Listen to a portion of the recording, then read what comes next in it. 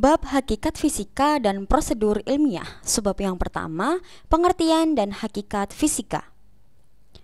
Kata fisika itu berasal dari kata physics yang artinya alam. Jadi, fisika adalah ilmu pengetahuan yang mempelajari tentang sifat dan fenomena alam dan seluruh interaksi yang terjadi di dalamnya.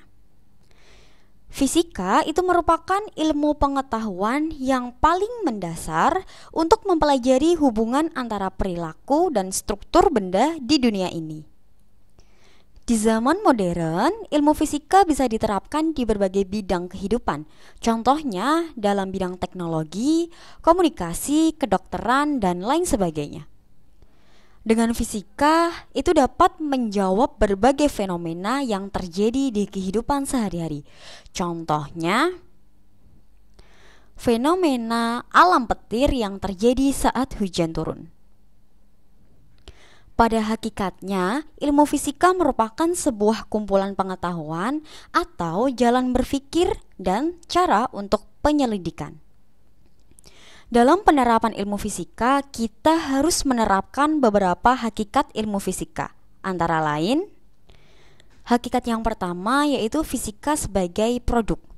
Hasil penemuan daripada ilmuwan itu harus diinventariskan, kemudian dikumpulkan dan disusun secara sistematis, sehingga disebut dengan a body of knowledge.